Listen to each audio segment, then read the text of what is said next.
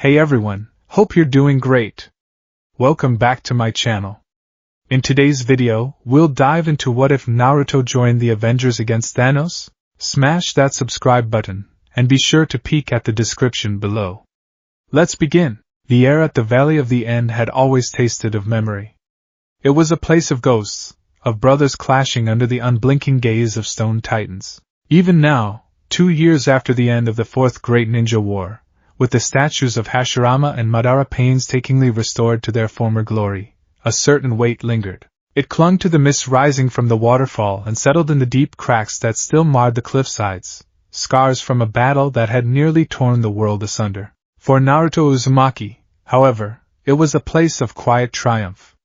It was a reminder not of what was lost, but of what had been saved. Here, he had brought his friend home. Here, the cycle of hatred had finally, blessedly, been broken. He stood on the head of the first Hokage, the wind whipping his short spiked blonde hair. At 19, the last vestiges of boyhood had been carved away, replaced by the steady confidence of a man who had stared into the abyss and made it blink. He wore a simple black and orange tracksuit, practical and familiar, the swirl of the Uzumaki clan a proud declaration on his back. His right arm, fashioned from Hashirama's cells, was wrapped in white bandages, a permanent reminder of the price of peace. He closed his eyes, drawing in a deep breath. The world bloomed in his senses, a symphony of life he had only come to fully appreciate through sage mode. He could feel the thrum of chakra in the leaves of the trees, the slow, patient pulse of the earth beneath his feet, the lazy drift of fish in the river far below. It was a world at peace. His world. Getting sentimental, kid? A deep, rumbling voice echoed in his mind, as familiar as his own heartbeat. A grin spread across Naruto's face. Just enjoying the quiet, Kurama. You should try it sometime. You might like it. Humph, quiet is for the dead. I prefer a good fight. The nine-tailed fox's mental voice was laced with its usual gruffness, but the malice that had defined it for centuries was long gone, replaced by a grudging, almost paternal affection. You've been standing here for an hour. Are you going to train or just pose like that ridiculous stone face you're standing on? Naruto chuckled. All right, you big furball. He dropped into a low crouch, the world sharpening around him. He began to gather nature energy, the air itself seeming to coalesce towards him. This was his new regimen. Not just raw power, but refinement. He had access to the six-path sage mode, the chakra of all nine-tailed beasts, and a seemingly bottomless well of his own Uzumaki stamina. But Kakashi-sensei had always preached control, and for once, Naruto was listening. Power without precision was just noise. As nature energy flowed into him, a strange dissonance pricked at his senses. It was faint, like a single off-key note in a perfect melody. He paused, his head cocked to the side. The orange pigmentation of sage mode had just begun to form around his eyes. Did you feel that? He sent to Kurama. There was a pause, and then the fox's mental presence sharpened, alert and dangerous. I do. It's wrong. It doesn't feel like chakra. Not natural, not ninjutsu, not even that wretched alien's power. Naruto's eyes scanned the valley. Nothing seemed out of place. The sun was high, the waterfall roared its eternal song, the wind rustled through the forest. Yet the feeling grew stronger. It was a shimmer, not of light, but of reality itself, located in the air directly over the center of the lake. It was almost invisible, a heat-haze distortion on a day that wasn't particularly hot. What is it? Naruto murmured aloud, his body tensing. He had fought gods and monsters, but this felt different. It felt alien. A wound in the fabric of the world. Kagaya, Kurama growled, the name a curse. Her space-time ninjutsu tore holes in reality. We thought they had all sealed shut. This must be a remnant. Unstable. As if summoned by the name, the distortion wavered and grew. The air began to whine, a high-pitched sound that grated on the nerves. The invisible tear started to bleed color, swirling violets and impossible greens that didn't belong in their world. It was small, no bigger than his fist, but it exuded a palpable pull. Small pebbles from the cliff face began to lift from the ground, spiraling towards it before vanishing into its depths. Naruto's instincts screamed at him. Run. Get away. Report it to the village. But then he saw it. A family of deer, frozen in terror on the far bank, their young fawn bleeding as the pull intensified, tugging at its fur. His choice was made in a heartbeat. He was the hero of the leaf, the future Hokage. He didn't run. I have to try and seal it, he yelled, making a rapid series of hand signs. Don't be a fool, Naruto, Kurama roared in his mind. You don't know what that is. We can't control it. I'm not letting it swallow up half the forest. He bit his thumb, slammed his hand on the ground, and channeled a massive amount of chakra. Sage art, grand seal of the spiraling sphere. It was a technique of his own design, a fusion of Uzumaki's sealing jutsu and the principles of the Rasengan. A vast, transparent sphere of swirling chakra erupted from his palm, expanding to envelop the shimmering rift. His goal wasn't to destroy it, but to contain it, to wrap it in layers of stabilizing energy until it starved and collapsed. For a moment it worked. The sphere held, the violent colors of the rift contained within. The pull subsided. Naruto gritted his teeth, sweat beading on his brow as he poured more and more chakra into the seal. Then, the rift fought back. It pulsed, a wave of unseen force slamming into his seal. The sphere cracked like glass. The pull returned, 100 times stronger, a voracious, cosmic maw. It was no longer just pulling pebbles. It was ripping trees from their roots, sucking the very water from the lake into a swirling vortex. It's feeding on your chakra. Let it go! Kurama screamed, a genuine note of panic in his voice. But Naruto couldn't. His seal was physically connected to it now. The rift latched onto him, its pull irresistible. He dug his heels into the stone head of Hashirama, the rock groaning and cracking under the strain. He felt his connection to the world, to the very nature energy he was trying to command, being stretched thin, like a thread about to snap. His vision blurred, the world dissolving into a maelstrom of color and sound. He saw flashes, a desert of bones under a blood-red sun, a city of towering crystals, a sea of acid. Other dimensions, Kagaya's dimensions. He felt Kurama's chakra surge, a desperate, fiery attempt to anchor him, but it was like trying to stop a tsunami with a bucket. The last thing he heard from his own world was the panicked roar of his oldest friend, a sound of pure, unadulterated fear. Then, the thread snapped. The world vanished, and Naruto Uzumaki was consumed. The transition was not gentle. It was a violent, physical tearing. He felt like he was being turned inside out, his every atom screaming in protest as he was dragged through the non-space between realities. There was no air, no light, no sound, only an overwhelming sensation of speed and a pressure that threatened to crush him into a single point of matter. And then, just as suddenly as it began, it was over. He was ejected into reality with the force of a cannonball. His first sensation was air, thick, foul, and tasting of chemicals and cooked meat. His second was a brief, panoramic view of a canyon made of towering structures of glass and steel that clawed at a hazy, gray sky. His third was the unyielding hardness of a black, paved surface. He hit the ground with a bone-jarring impact that would have killed a normal person. He cratered the asphalt, the shockwave of his arrival shattering the windows of nearby storefronts. For a long moment, he lay there, his mind a chaotic whirl of disorientation and pain. His ears rang with a cacophony of new sounds, the shriek of sirens, the angry blare of horns, the distant roar of something that sounded like a monstrous, metallic beast. Kurama? You there? He thought, his consciousness swimming. A weak, groaning rumble was his only reply. The journey had taxed even the mighty Nine Tails. Slowly, painfully, Naruto pushed himself up. His orange jacket was torn, his body a canvas of bruises, but his Uzumaki healing factor was already knitting him back together. He looked around, his eyes wide with a dawning, horrifying understanding. This wasn't Konoha. It wasn't the land of fire.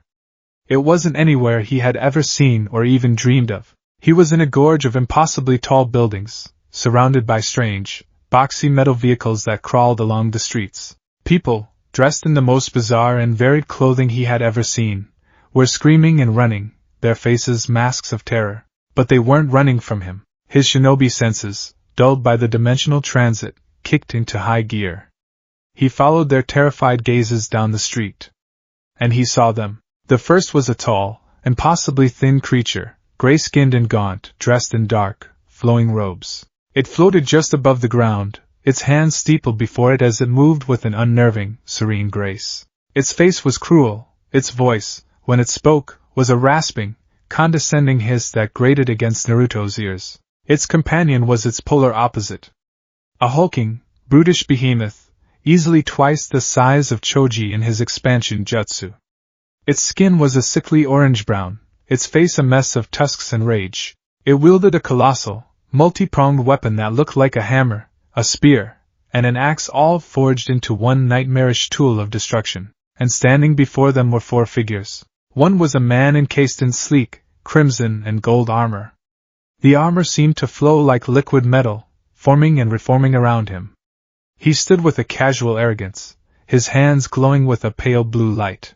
Another was a man in ornate blue and red robes, a magnificent red cloak with a high collar billowing behind him as if in a perpetual wind. A strange, intricate amulet hung around his neck, and his hands weaved complex patterns in the air, creating shimmering, golden shields of pure light. Beside him stood a shorter, stockier man in similar robes, and a 4th man, with glasses and a nervous energy, who looked completely and utterly out of place. Naruto didn't understand the words they were exchanging, but the language of conflict was universal. This was a confrontation. The 2 creatures were invaders.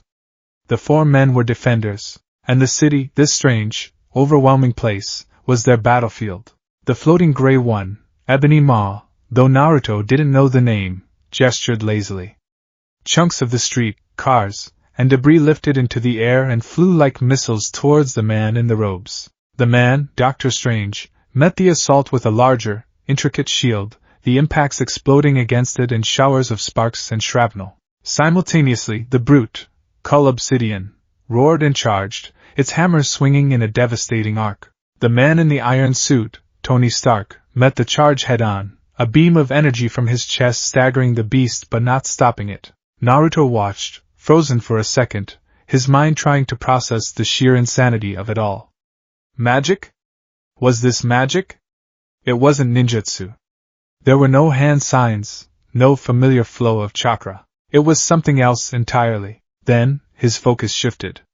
The battle was escalating, a whirlwind of destruction. A car, thrown by the telekinetic alien, was sent tumbling end over end not towards the fighters, but towards a small alcove where a woman was huddled over her young son, both of them paralyzed with fear. The world slowed down. Naruto saw the mother's wide, terrified eyes. He saw the boy's small face, buried in her side. He saw the spinning wreck of metal and glass, seconds from crushing them. In that instant, it didn't matter where he was. It didn't matter that he didn't know these people, this world, or this fight. He was Naruto Uzumaki. And he never, ever turned his back on people who needed help. A switch flipped in his soul. The confusion, the fear, the pain, it all vanished, burned away by the white-hot intensity of his will of fire. Kurama, I need some power. Now, finally, the fox's voice rumbled, gaining strength. Let's show these freaks what a real monster can do. Naruto closed his eyes for a fraction of a second. He didn't have time to gather nature energy from the environment. This world felt different, the energy sluggish and unfamiliar. But he didn't need to. He reached inside himself, to the vast, sun-like reservoir of power gifted to him by the Sage of Six Paths. He opened his eyes. They were no longer just blue. They were a brilliant, burning gold, the pupils now horizontal bars like a toad's, but with the vertical slit of Kurama's own pupils intersecting them. The orange pigmentation of sage mode flared into existence around his eyes, a mark of absolute power and harmony. He moved. To the combatants, it was as if he simply ceased to exist in one spot and appeared in another. One moment, he was a dazed figure in a crater 50 yards away. The next, he was a blur of orange and black standing between the terrified family and the airborne car. He didn't even look at it. He thrust a single hand out, palm open. Shinra Tensei. It was a technique he'd absorbed from Nagato's path, one he rarely used. An invisible, omnidirectional wave of almighty repulsive force erupted from his hand. The car didn't just stop, it was violently repelled, crumpling like a paper ball as it was blasted back into the sky, away from the civilians and the main fight, before crashing harmlessly into the side of an empty building. A stunned silence fell over the immediate area. The four heroes, Ebony Maw, and Cull Obsidian all froze, their attention snapping to this new, impossible variable. Tony Stark's HUD scrolled frantically, trying to analyze the energy signature. Error, unknown energy type. Not arc reactor. Not gamma. Not magic. Biological origin? What the hell was that? Tony's voice crackled through his helmet. Where did he come from? Doctor Strange's eyes narrowed, the eye of Agamotto on his chest seeming to hum in response to Naruto's presence. He saw not magic, but a life force so potent, so blindingly bright, it was like staring into a star. He is not of this world. Cull Obsidian, recovering its senses, let out a furious roar. It saw a new, smaller target. Prey. It dismissed the man in iron and charged at Naruto, its hammer raised to pulverize this insignificant gnat. Naruto turned, his golden eyes locking onto the charging behemoth. He felt no fear. He had faced down the tentails. This was just a big, angry lizard with a hammer. He lowered himself into a familiar stance, his right hand coming up. Chakra, blazing and visible like a miniature blue sun, began to spin and coalesce in his palm. It shrieked, a sound like 1,000 birds chirping at once, a vortex of pure, destructive power. Rasengan! He didn't wait for the beast to reach him. He charged to meet it. Cull Obsidian brought its hammer down in a blow that could have leveled a tank. Naruto, with Sage Mode's precognitive danger sense, sidestepped it with effortless grace, the wind from the blow tearing at his jacket. He flowed under the creature's clumsy swing, his small frame a stark contrast to the monster's bulk. He drove the spiraling sphere of chakra directly into Cull Obsidian's midsection. The impact was cataclysmic. There was no explosion, just a raw, grinding detonation of force. The Rasengan drilled into the alien's tough hide, sending spiderwebs of kinetic energy through its body. Cull Obsidian's roar was cut short, replaced by a choked gurgle of agony. Its eyes bulged as it was lifted off its feet and sent hurtling backward like a stone skipped across a pond. It crashed through a parked van, then a brick wall, then another, before finally coming to a stop in the rubble of a collapsed storefront a block away, motionless and half-buried. The street fell silent once more, a silence so profound it was almost deafening. Bruce Banner, who had been trying to help Wong evacuate civilians, stared with his mouth agape. Did you see that? The concussive force required to do that, it's impossible. It violates the laws of thermodynamics. Ebony Maw's condescending smirk had vanished, replaced by a look of genuine shock and intrigue. He had seen power across 1,000 worlds in service to his master. He had seen gods fall and planets burn, but this was new. A being radiating an energy he had never encountered, wielding it with such devastating, focused precision. An unexpected variable, Ma hissed to himself, his long, gray fingers twitching. A power source Lord Thanos would surely find fascinating. He turned his full attention to Naruto. The boy in orange stood where Cull Obsidian had been, his hands still smoking with the faint, blue afterglow of his attack. He looked disappointed. He's tougher than he looks, Naruto commented to Kurama. That would have finished most opponents. His hide is dense, but his insides are now jelly. He won't be getting up for a while. Ma decided to deal with this new pest personally. He raised his hands, and the world around Naruto became his weapon. The pavement cracked and split, sharp pillars of asphalt and rebars shooting up from the ground, aiming to impale him. Pipes burst, spraying superheated steam. The very air around Naruto seemed to thicken, pressing in on him with crushing telekinetic force. Naruto didn't try to meet the attack head-on. That would be foolish. This enemy's power was indirect, versatile. So, he would counter with the one thing such a foe could not easily handle, overwhelming numbers. He brought his hands together in a simple, cross-shaped seal. It was a gesture so ingrained in him it was like breathing. Kage Bunshin no Jutsu. Shadow Clone Jutsu. Poof. Poof. Poof. Poof. Poof. In a series of small explosions of white smoke, the street was suddenly flooded.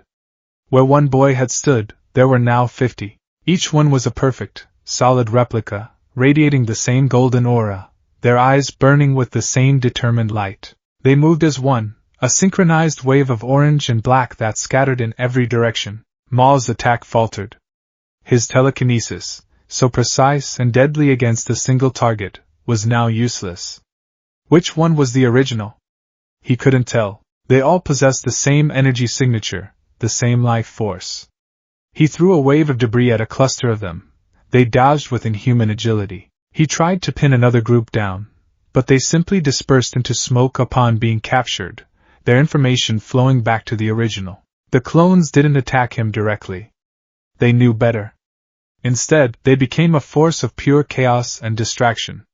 Some charged him, forcing him to erect telekinetic shields. Others started evacuating the remaining civilians with startling efficiency, lifting people and carrying them to safety. A few even began disarming the street, neatly plucking cars out of the air and setting them down gently. This sudden, baffling turn of events was the opening the heroes needed. "Whoever this kid is, I like his style," Tony said, his repulsors flaring to life.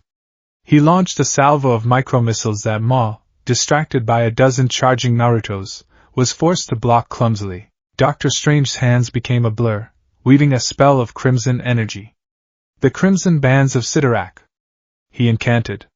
Glowing red bands of energy shot from his hands, wrapping around Ma's limbs. Ma snarled and tore at them with his telekinesis, but the spell held, straining under the pressure. The tide of the battle had been single-handedly turned in less than a minute. Seeing his companion down and himself ensnared, Ebony Maw made a tactical decision.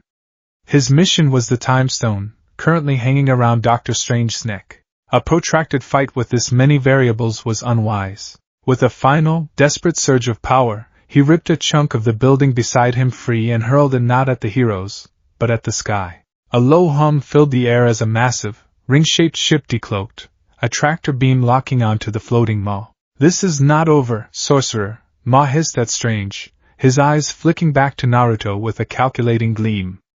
"We will have the stone." He was pulled into the ship, which shimmered and vanished into the sky, taking the unconscious Kull Obsidian with it. Silence returned. The remaining shadow clones looked at each other, then at the original Naruto, and with a collective nod, they all dispelled in puffs of smoke. The information and fatigue flowed back into Naruto, and he let out a long, weary sigh. The golden glow of six-path sage mode faded from his skin, his eyes returning to their normal, vibrant cerulean blue. The sudden rush of adrenaline was gone, leaving behind an aching exhaustion and the full, crushing weight of his reality. He stood alone in the middle of a wrecked New York street, surrounded by four of the most powerful individuals on this planet, all of whom were staring at him with a mixture of awe, suspicion, and utter bewilderment. Tony Stark's faceplate retracted, revealing a face etched with questions. "Okay, new guy," he said, his voice cutting through the tension. "Gotta say, big fan of the entrance. The clone thing? Very theatrical. Now, for the million-dollar question. Who the hell are you?" Doctor Strange floated down, his cape settling around him, his expression grim and analytical. "More importantly," he added, his voice low and serious, "what are you?" Naruto looked from the man in the metal suit to the floating sorcerer. He looked at the nervous scientist, and the other robed man. He looked up at the impossibly tall buildings, at the gray, unfamiliar sky. He felt a profound, gut-wrenching sense of dislocation, a loneliness colder and deeper than any he had ever known. He was adrift, an island in a sea he didn't recognize. He took a shaky breath, the strange, polluted air filling his lungs. He focused on the men before him. They weren't enemies. They were defenders. Like him. That was a start. It was the only thing that made sense right now. He met their gazes, his own blue eyes honest and utterly lost. "Where am I?" he asked, his voice rough. "And who are you people?" The world dissolved into a shower of golden sparks and reformed in an instant. For Naruto, who was used to the gut-wrenching lurch of the body flicker technique, or the disorienting rush of his own top speed, this was something else entirely. It was seamless, clean, and utterly disarming. One moment he was on a ravaged street in a city of steel, the next he was standing in the center of a vast, circular room, the air thick with the scent of old parchment, dried herbs, and a faint, electric tang of ozone. His sage mode senses, still tingling from the fight, flared in protest. The entire building hummed with a power he couldn't comprehend.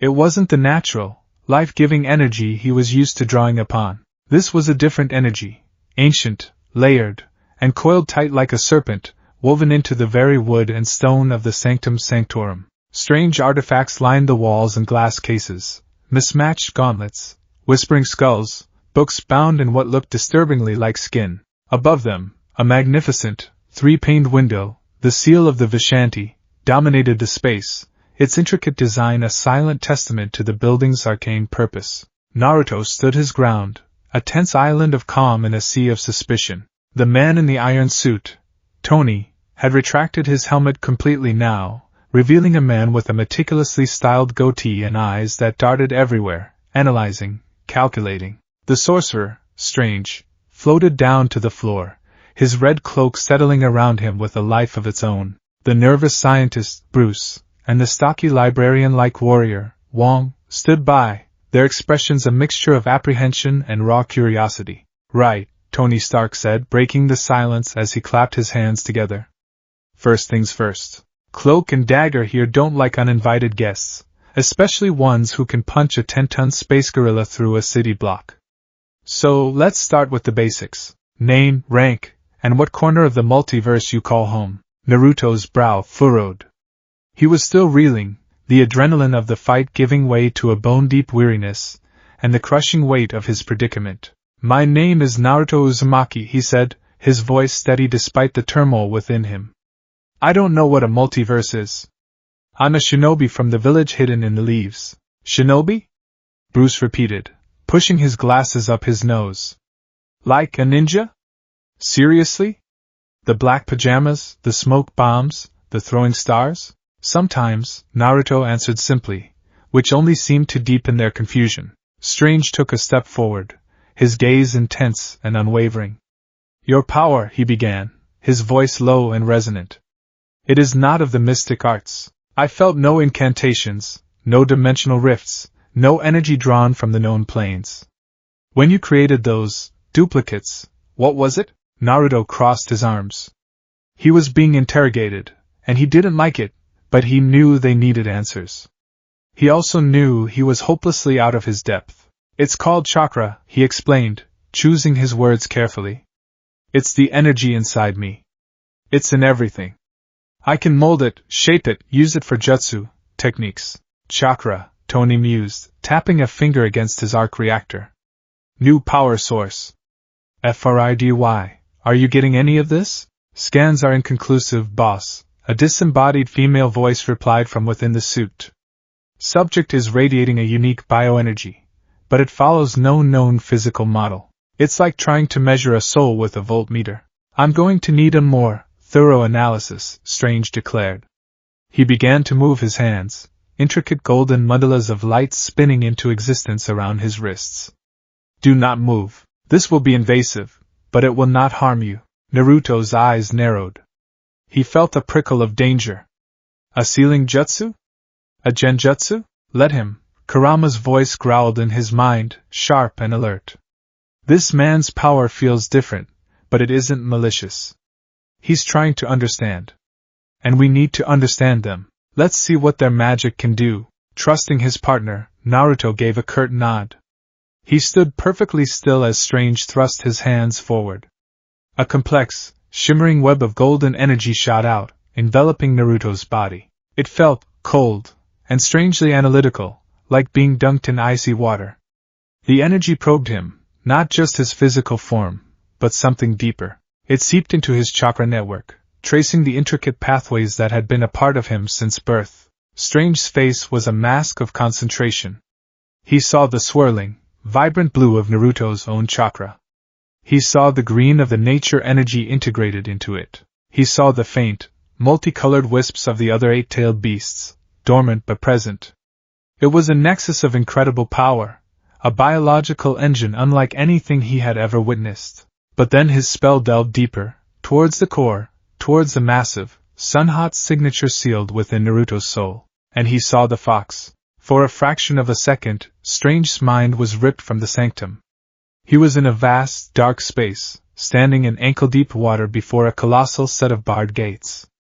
And behind those gates, an eye opened, an eye the size of a mountain, burning with crimson malice and ancient, cosmic fury. It was a being of pure, unadulterated hatred, a living cataclysm held in check by the sheer force of will of the boy it inhabited. He felt a wave of killing intent so profound it almost stopped his heart, a rage that had festered for millennia. He saw glimpses of its past, of a world on fire, of a monstrous ten-tailed beast, of a battle that scarred the moon itself. Then, just as quickly, the vision shifted.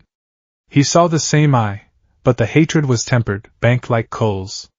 He saw the boy, Naruto, sitting opposite the beast, not as a jailer, but as a companion. He heard a mental conversation, a grudging respect, a partnership forged in the crucible of war. He saw the gates themselves were gone. This wasn't a prisoner and a warden. This was a bond. Strange stumbled back, pulling his spell away with a gasp. The golden light vanished. He was pale, a thin sheen of sweat on his brow. Wong took a protective step in front of him. "Stephen? What did you see?" Strange stared at Naruto, his expression completely transformed. The analytical curiosity was gone, replaced by a deep, profound apprehension. He wasn't looking at a boy anymore.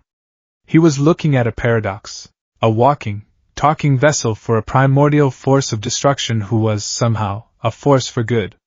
He was an anomaly of a scale that could unravel reality itself, a living nexus being, a linchpin of his own universe, now torn from it and dropped carelessly into theirs. "I saw his power," Strange said, his voice barely a whisper. "And the entity within him. He is more than he appears. Far more." Before Naruto could question what he meant, the debriefing was interrupted. A holographic display shimmered into existence in the center of the room, showing the schematics of a massive ring-shaped ship. "While you two were having your magical staring contest," Tony said, gesturing to the hologram, "I've been tracking the donut that just flew out of our atmosphere. It's parked in a stable orbit. They're waiting." "For what?" Bruce asked, his voice trembling slightly. "For this," Strange said, his hand instinctively going to the amulet on his chest. He opened it, and a mote of brilliant, green light hovered above his palm. The light was mesmerizing, pulsing with an energy that made the very air feel thick and heavy. The Eye of Agamotto. It is an infinity stone. Naruto's sage mode senses went haywire. The energy coming off that tiny green spark was terrifying. It felt fundamental. Like the power of creation and destruction held in a single point. It dwarfed even the tentails in its sheer conceptual weight. "Kurama, what is that?" he asked internally, his voice tight. "I don't know," the fox admitted, a rare note of unease in his tone. "But it feels absolute. Like the origin of a law of nature." "Be careful around it, Naruto." Bruce Banner stepped forward, wringing his hands. He quickly, nervously, explained everything he knew. He told them of Thanos, the Mad Titan, of his quest to acquire all 6 Infinity Stones, the fundamental building blocks of their universe. Space, reality, power, soul, mind, and time. He explained that Thanos had already acquired the Power Stone and the Space Stone, using the latter to teleport his minions here. His goal: to wipe out half of all life in the universe with a snap of his fingers. Naruto listened, his expression growing grimmer with every word. A powerful tyrant. An obsession with cosmic artifacts. A plan to enforce his own twisted vision of peace upon the universe through mass death. It was sickeningly familiar. Madara, Naruto said, the name a cold weight on his tongue. Obito. Kagaya. They all wanted the same thing, in their own way. To control everyone, to force a false peace. They thought they were saviors, too. He clenched his fists, the memory of the war, of Niji's death, of the friends he had almost lost, flashing through his mind. This Thanos, he's just another monster who thinks he's a messiah. A new voice cut through the tense atmosphere. He's more than that. The grand doors of the sanctum swung open. 3 figures stood silhouetted against the daylight. The man in the lead was tall and broad-shouldered, with a short, neat beard and an air of quiet, unshakable authority. He wore dark, practical combat gear, stripped of any insignia, but he carried himself like a lifelong soldier. Beside him were a woman with striking red hair, her expression sharp and calculating, and a man with a pair of metallic wings folded on his back. It was Steve Rogers, Natasha Romanoff, and Sam Wilson. Tony's posture stiffened. Steve, he said, the name laden with years of conflict and fractured friendship. Steve's eyes swept the room, taking in the scene, the damage, the tension, and the strange, orange-clad teenager standing in the middle of it all. His gaze lingered on Naruto, noting the worn look in the boy's eyes, the stance that was both relaxed and ready for anything. It was a look he knew well. He had seen it in the mirror. Tony, Steve replied, his voice calm. He turned his attention to Bruce, a flicker of warmth in his eyes. You okay? Bruce could only manage a shaky nod. Natasha stepped forward, her eyes locked on Naruto. You must be the variable. We heard reports of a localized earthquake and a sonic boom in Greenwich Village that didn't match any known weapon's signature. That was you? I guess, Naruto said, feeling off balance again. These newcomers carried a different energy. Grounded. Human. Steve walked directly up to Naruto, extending a hand. I'm Steve Rogers. We saw what you did out there. You saved those people. Naruto looked at the offered hand, then at the man's face. There was no suspicion in his eyes, no fear. Just a simple, straightforward respect. Naruto took it, his grip firm. Naruto Uzumaki, why did you help? Steve asked, his voice soft, cutting through all the cosmic, magical, and technological noise in the room. It was a simple question. The most important one. Naruto looked him square in the eye. Because they were in trouble. That's the only reason I've ever needed. A flicker of understanding passed between them. In that moment, Steve Rogers, the man out of time, saw a kindred spirit in the boy out of reality. He saw the same stubborn, self-sacrificing idealism that had driven him to jump on a grenade all those years ago. He saw a hero. That's good enough for me, Steve said, turning to the rest of the group. He's with us, Tony scoffed, throwing his hands up. Just like that? We don't know anything about him. For all we know, chakra is what they call gamma radiation on his planet, and he's about to turn into a giant, angry rage monster. I am not a planet, Naruto grumbled, slightly offended. He's not a threat, Steve stated with finality. I know his type. He then turned his focus to the main issue. Thanos has 2 stones. We need to get the others to safety. The conversation shifted to Vision. Bruce explained how the android was powered by the Mind Stone, currently embedded in his forehead. He was in hiding with Wanda Maximoff, but they were compromised. So we have to protect Vision, Steve concluded. We need to get him somewhere secure, somewhere Thanos can't reach. Like where? Sam asked from the doorway. Naruto, who had been listening intently, spoke up. He had seen the hologram of Vision, a humanoid figure with a glowing gem in his head. The description of a being whose very life was tied to a powerful entity housed within him struck a chord deep within Naruto's soul. This Vision, Naruto said, his voice drawing everyone's attention. He's, like me. Strange raised an eyebrow. How so? Are you a synthesis powered by a cosmic artifact? No, Naruto said, shaking his head. But I've lived my whole life with a great power sealed inside me. A power people hunted me for, feared me for. He looked down at his stomach, where the 8 trigram seals still faintly resided. Being a container, a Jinchuriki. I know what it feels like. You're a person, but you're also a weapon. You're a target. If this Thanos wants the stone inside him, he won't stop until he tears it out. His voice hardened with a fierce, protective resolve. I'll help you protect him. Tony, ever the pragmatist, started rattling off ideas. We could try to perform a surgical extraction. If we could separate the stone from Vision without killing him. It's too risky, Bruce countered. The stone is integrated into every part of his being. His very consciousness is a fusion of my work, Stark's, and the stone's. Then we need to get him somewhere safe and dig in for a fight, Steve said. Somewhere with the resources and defenses to hold off an alien army. He paused, a thought dawning on him. I know a place. As the plan began to coalesce, Naruto found himself the subject of intense, albeit differing, forms of scrutiny. Steve accepted him on faith. Tony, on the other hand, saw a scientific marvel. Okay, so, these clones, Tony said, walking over and circling Naruto as if he were a prize-winning sports car. Shadow clones, you called them? Are they tangible? Solid light? Hard light holograms? Do they have a hive mind, or are they individually sentient? What's the energy cost per unit? Is there a theoretical upper limit to how many you can make? Naruto blinked, overwhelmed by the rapid-fire questions. They're solid. They're me. When they disappear, I get their memories back. And I can make a lot. A lot? Define a lot. A dozen? 100? Naruto shrugged. A few thousand, if I'm really trying. Tony stopped dead in his tracks. Sam and Bruce both choked. A few thousand? Sam repeated, his eyes wide.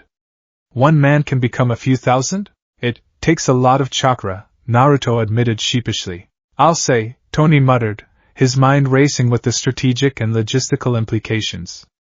A one-man army.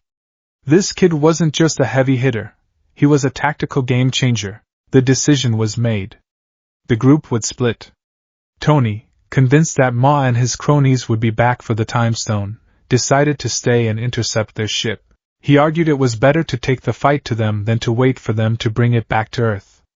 Doctor Strange, as the guardian of the Time Stone, had to agree. Steve's team, Natasha, Sam, and now Bruce, would go to Wakanda to protect Vision and leverage their advanced technology and formidable army. The only question was where Naruto would be most effective. We could use your firepower on the ship, Tony suggested, already imagining Naruto's Rasengan tearing through alien hulls. But Steve shook his head.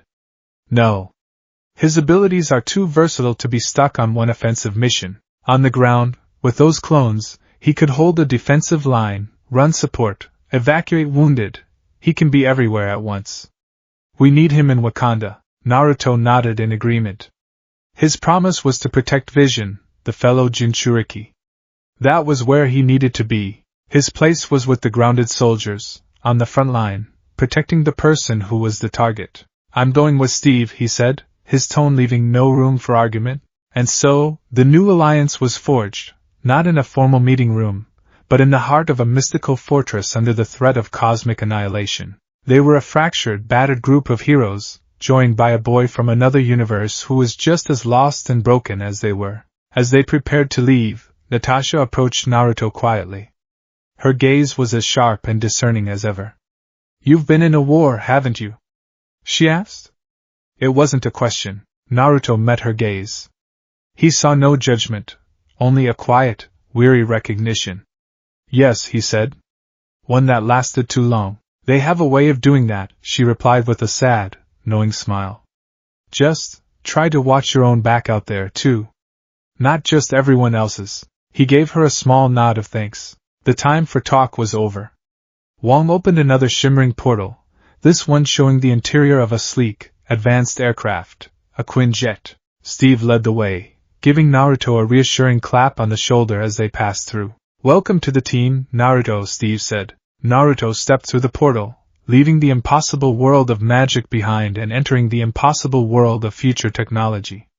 He looked back one last time at Tony and Strange. They were from different worlds, just like him, all thrown together by a common threat. He still didn't have a clue how he got here, or how he'd ever get back to Konoha, to his friends, to his dream of becoming Hokage.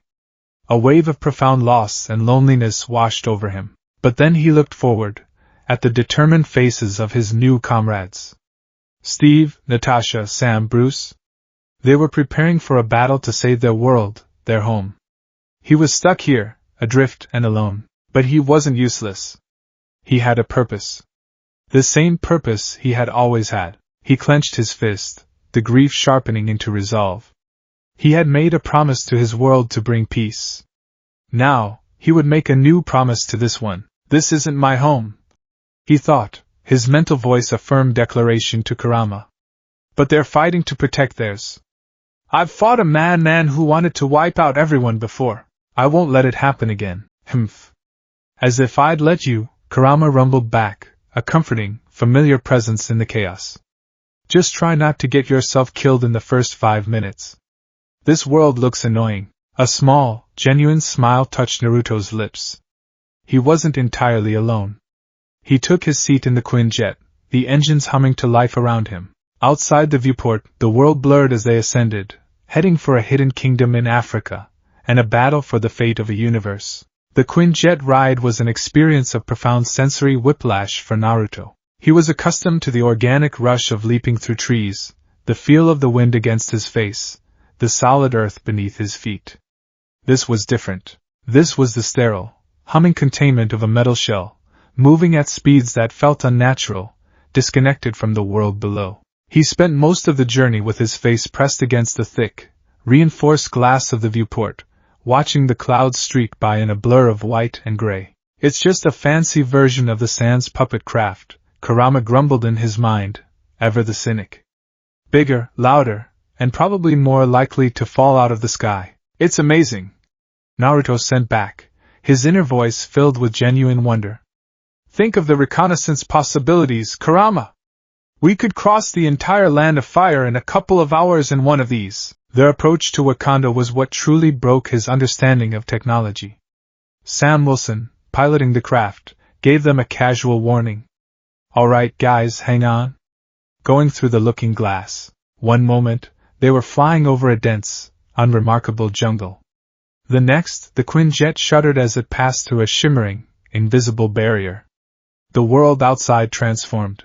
The dense jungle gave way to a sprawling, breathtaking cityscape that rose from the plains and mountains like a promise of the future. The Golden City, with its towering spires that seemed to scrape the sky, was a marvel of architecture that blended seamlessly with the natural landscape.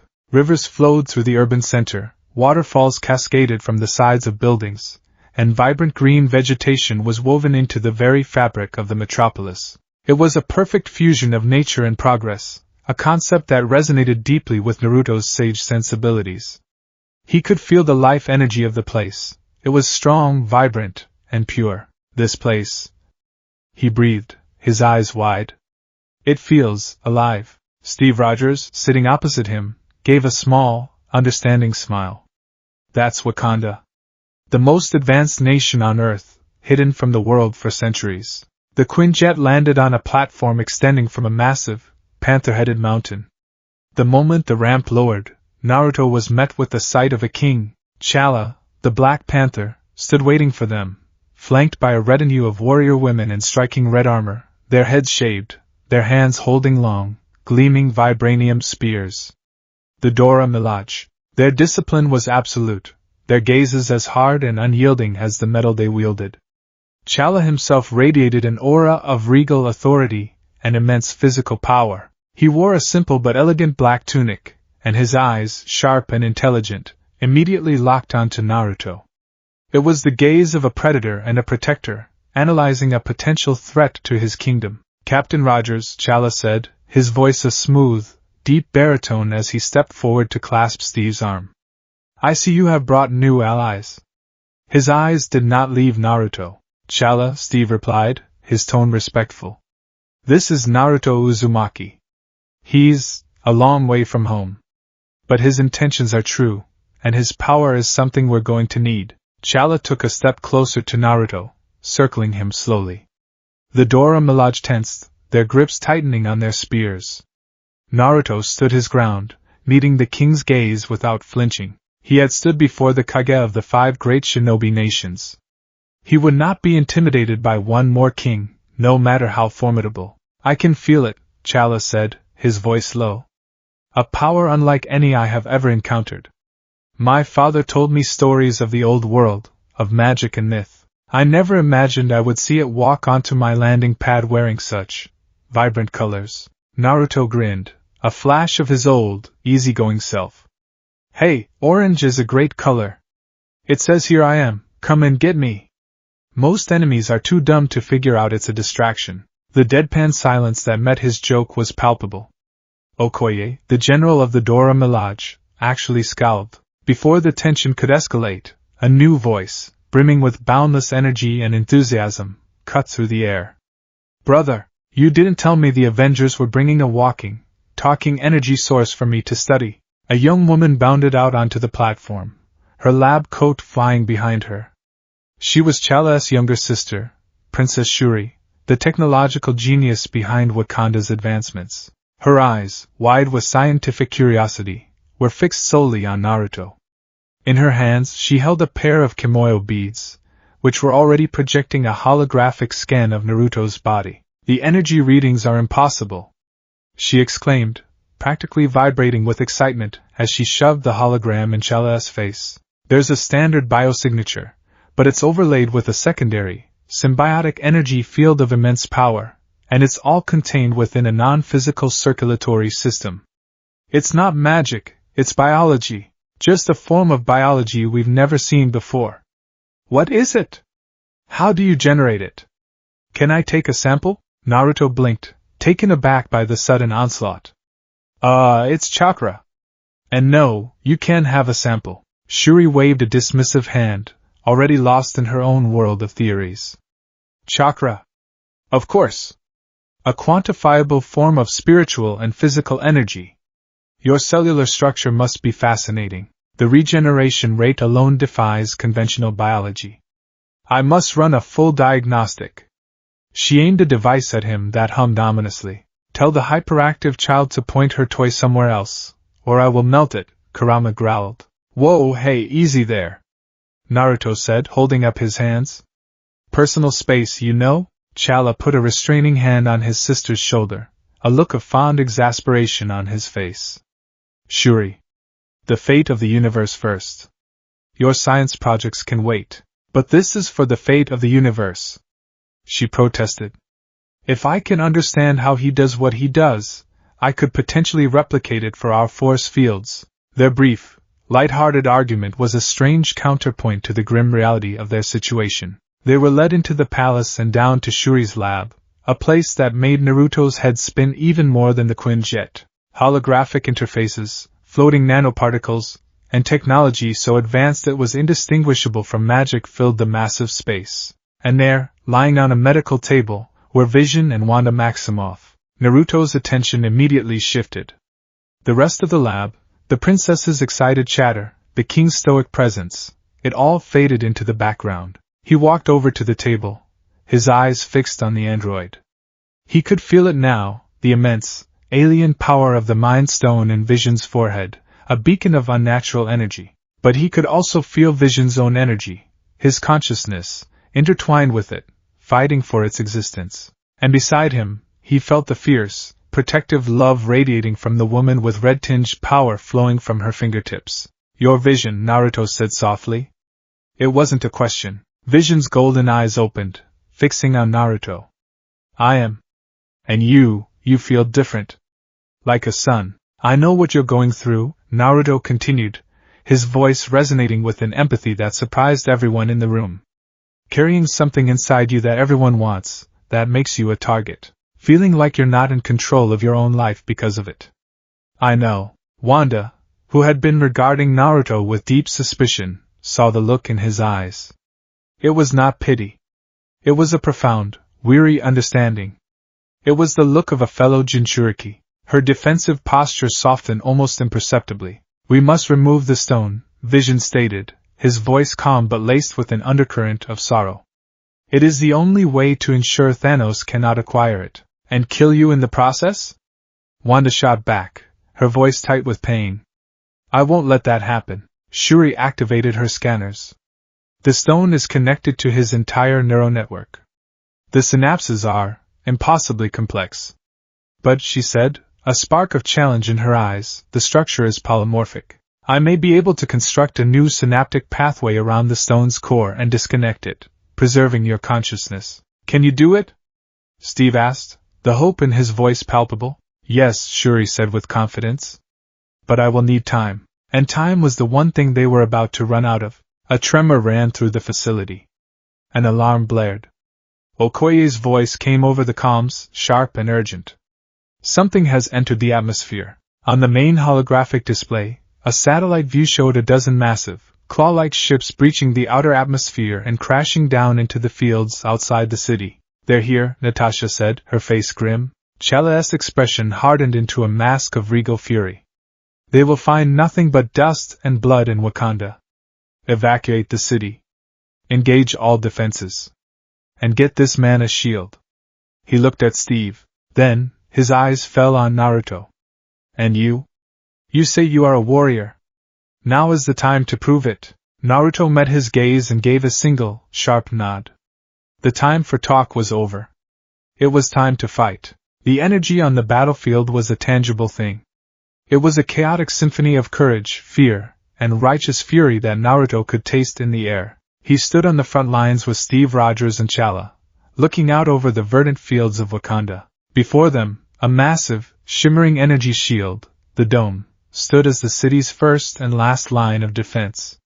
Beyond it, the alien drop pods had landed, disgorging their horrific cargo. Through his sage mode, Naruto could feel them. Thousands upon thousands of life forces, each one a shrieking, mindless vortex of pure bloodlust. The Outriders. They were a tide of muscle and teeth, a chittering, screeching horde of four-armed monstrosities that threw themselves against the energy barrier without a hint of self-preservation. The dome sizzled and sparked, holding against the onslaught, but the sheer, relentless pressure was causing it to groan and flicker. They're killing themselves, Okoye observed with disgust. They do not care. Naruto watched the scene, a grim expression on his face. This was not a battle between soldiers. This was an extermination. These creatures were living weapons, designed for one purpose: to overwhelm and destroy. Bucky Barnes, now armed and armored as the White Wolf, stood beside them, his vibranium arm gleaming. We're looking at a full-scale invasion, Cap. They won't stop until they're all dead. The decision was made. If they allowed the Outriders to continue their suicidal assault on the dome, they risked a breach directly over the city center. They had to open a section of the shield and meet the enemy on the open field, drawing their focus away from the lab where Shuri was frantically working on Vision. It was a dangerous, bloody gambit, but it was their only choice. Chala stepped before his army, the United Tribes of Wakanda, the Dora Milaje, and the Border Tribe on their armored rhinos. He raised his voice in a powerful cry that echoed across the plains. Yaibam! Hold fast! Yaibam! The army roared back, a thunderous wave of sound that shook the very ground. Naruto felt a thrill run through him.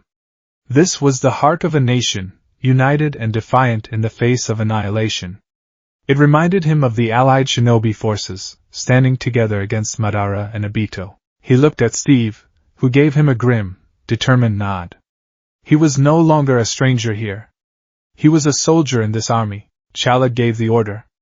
Open the barrier. A section of the dome dissolved, creating a wide channel. For a moment, the Outriders paused, confused.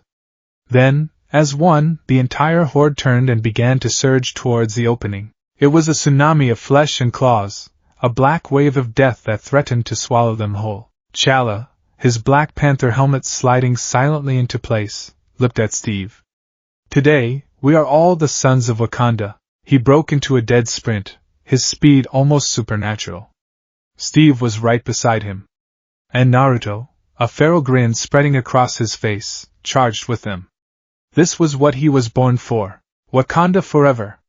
Chala's voice was amplified by his suit, a battle cry for the ages. The Wakandan army surged forward, and the two forces met in a cataclysmic crash of vibranium, flesh, and alien blood. Naruto was a blur in the chaos. He didn't have the raw, smashing power of the Hulk or the lightning of Thor, but he had something just as deadly: speed, precision, and the unpredictable creativity of a master shinobi. He entered the fray, his movements fluid and economical.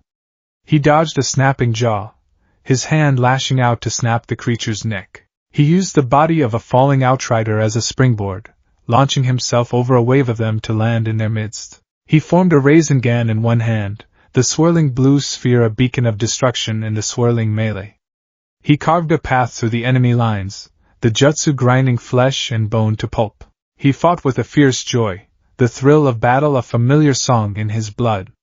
He was a whirlwind of orange and black, a force of nature that the mindless outriders could not comprehend. He fought alongside legends.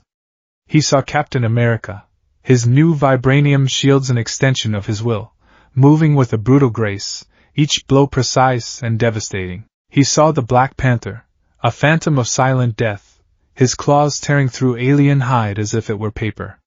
Bucky was a storm of bullets and metal, his vibranium arm a battering ram. Okoye and the Dora Milaje were a wall of spears, a synchronized unit of death that held their line against impossible odds. But for every outrider they cut down, 3 more swarmed to take its place. The sheer numbers were staggering. It was like trying to empty the ocean with a bucket. The initial glorious charge had devolved into a desperate, grinding battle of attrition. The Wakandan line, once straight and proud, began to bend. Soldiers were being dragged down, overwhelmed by the tide. Naruto, his breath coming in ragged gasps, slammed another Rasengan into a charging beast, sending it flying. He was already feeling the strain. He could keep this up for hours, but the army around him could not. He could feel their life forces flickering, one by one, as they were extinguished. He saw Okoye get knocked from her feet, instantly swarmed by a dozen creatures. Before they could descend, a massive war machine, piloted by James Rhodes, swooped down, a hail of gunfire clearing a space around her. But even air support was not enough. There's too many of them. Sam's voice crackled over the comms as he flew overhead, firing from his EXO-7 Falcon wings. The left flank is about to collapse. Naruto looked to his left. Sam was right. A section of the border tribe's line had broken, and a river of outriders was pouring through, heading directly for the forest that concealed the path to Vision's location. Steve saw it too. His face was grim, smeared with dirt and alien blood. He threw his shield, decapitating 3 creatures in a single toss, but it was a futile gesture. The line was breaking. Their heroic stand was about to become a massacre. It was then that Steve's eyes found Naruto. Amidst the chaos, their gazes locked. Naruto saw the desperation in the captain's eyes, but also a sliver of hope. A trust. Steve was a commander who knew how to use every asset at his disposal. And Naruto was his trump card. Naruto! Steve's voice bellowed over the roar of battle, a commander's order that cut through the noise. Now, that was all Naruto needed. He took a deep breath, disengaging from the immediate fight and finding a small pocket of clear ground. He closed his eyes, shutting out the chaos. He reached deep inside himself, past his own vast reserves, past the sage energy of the world, and touched the blazing, infinite sun that was the combined power of the 9-tailed beasts, and the sage of 6 paths.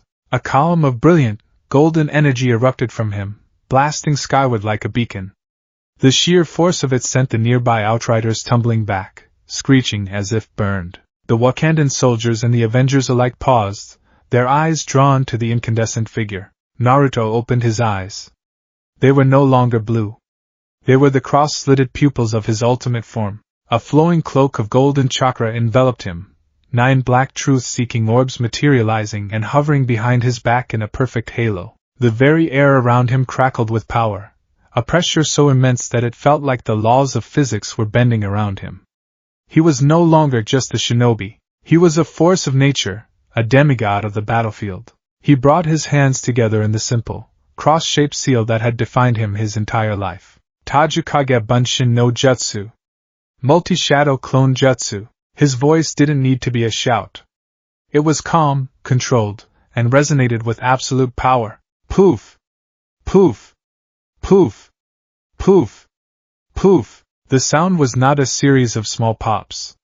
It was a rolling, thundering explosion that swept across the entire battlefield. Where one golden warrior had stood, there were now 10. Then 100. Then 500. Then 1,000. The entire battlefield, from the forest line to the river, was instantly, miraculously flooded with a sea of orange and gold. 1,000 Naruto Uzumakis, each one clad in a cloak of blazing 6 paths chakra, stood ready, their golden eyes burning with the same unwavering resolve. A stunned, absolute silence fell over the battlefield. In Shuri's lab, the princess stared at the tactical display, her mouth hanging open. By Bast, it's impossible. The biosignatures, they're all identical. They're all real. Bucky, who had seen his share of impossible things, simply stared, his weapon lowered. You've got to be kidding me. Steve Rogers allowed himself a grim, triumphant smile. He had bet everything on the boy from another world. And he had not been disappointed. The 1,000 Narutos moved as one, a single, coordinated mind directing an army. They didn't even need spoken orders. They knew what to do. The first 300 clones instantly broke off, forming a solid, multi-layered defensive perimeter around the base of the mountain leading to Shuri's lab. They formed a living wall of golden energy, each one creating a Rasengan in their hands. The wave of Outriders that had broken through the lines slammed into this new defense, and was utterly annihilated, ground to paste by a whirlwind of spinning chakra. The path to vision was sealed. The next 400 clones surged forward like a golden wave, crashing into the buckling Wakandan lines.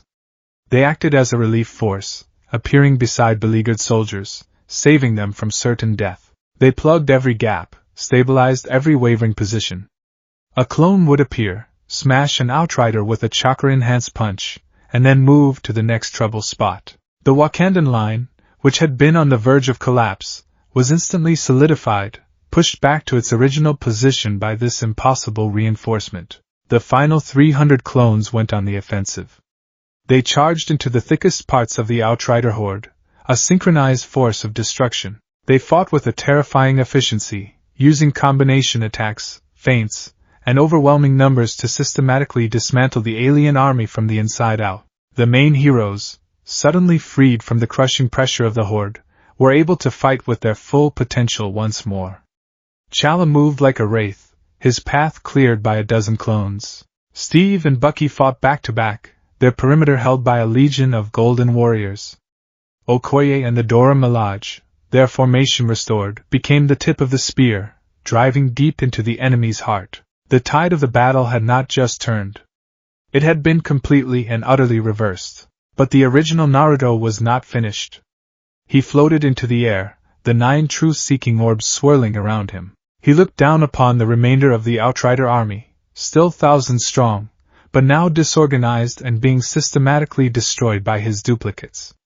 He needed to end this. He needed to break their will, and their army, in one decisive blow. He raised his right hand.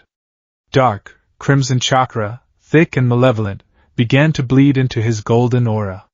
It was Kurama's power, raw and untamed, offered freely to its partner. The crimson energy mixed with Naruto's own, swirling into his palm. He began to form a Rasengan, but this one was different. He infused it with his wind-style nature transformation, the chakra screaming as it was honed into 4 massive, blade-like points. Futon, Kurama Biju Raisin Shuriken. Wind-style, ultra-big ball-tailed beast Raisin Shuriken. The resulting sphere was colossal, a miniature star of screaming wind and apocalyptic-tailed beast chakra, easily 20 times the size of a normal Raisin Shuriken.